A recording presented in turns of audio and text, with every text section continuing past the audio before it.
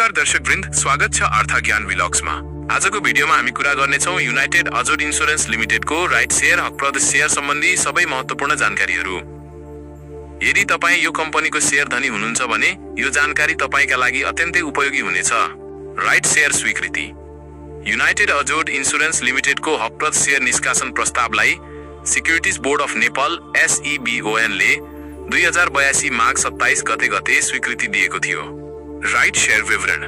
कुल मूल्य रु 23 करोड 10 लाख। कुल किता 23,10,000 23.1 लाख। अंकित मूल्य रु 100 प्रति किता। यस अनुसार कम्पनीले हालका शेयर धनीहरूलाई अनुपात अनुसार हकप्रद शेयर जारी गर्नेछ। Book closure date. Book closure date 2082 फागुन 17 गते। महत्त्वपूर्ण कुरा 2082 फागुन 16 गतेसम्म युनाइटेड अजोड इन्स्योरेन्स लिमिटेडको शेयर किनेका लगानीकर्ताले मात्र राइट शेयर पाउने र आवेदन दिन सक्नेछन्। फागुन 17 गतेपछि शेयर किनेका लगानीकर्ताले राइट शेयर पाउने छैनन्। राइट शेयर भनेको के हो? राइट शेयर भनेको कम्पनीले आफ्नो पुँजी बढाउन पहिलेका शेयर धनीलाई प्राथमिकता दिँदै नयाँ शेयर जारी गर्नु हो।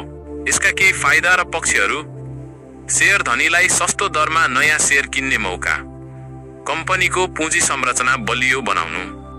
तर लगानी अघि जोखिम मूल्याङ्कन गर्न आवश्यक हुन्छ।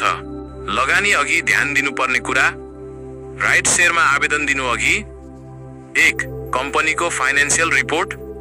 2. नाफा नोक्सान स्थिति। 3. बीमा क्षेत्रको भविष्य र बजार अवस्था। यी सबै कुराहरूलाई ध्यानमा राखेर मात्र निर्णय लिनु उपयुक्त हुन्छ। निष्कर्ष, यदि तपाईँ युनाइटेड अजोड इन्स्योरेन्स लिमिटेडको शेयर धनी हुनुहुन्छ र 2082 फागुन 16 गतेसम्म शेयर किन्नु भएको छ भने मात्र तपाईँ यो राइट शेयरमा सहभागी हुन पाउनुहुनेछ। अन्त्यमा यस्तै IPO, right share, bonus share र शेयर बजार अपडेटका लागि अर्थ ज्ञान व्लग्सलाई सब्स्क्राइब गर्न नबिर्सनुहोला। भिडियो मन परे लाइक र शेयर गर्नुहोस्। धन्यवाद।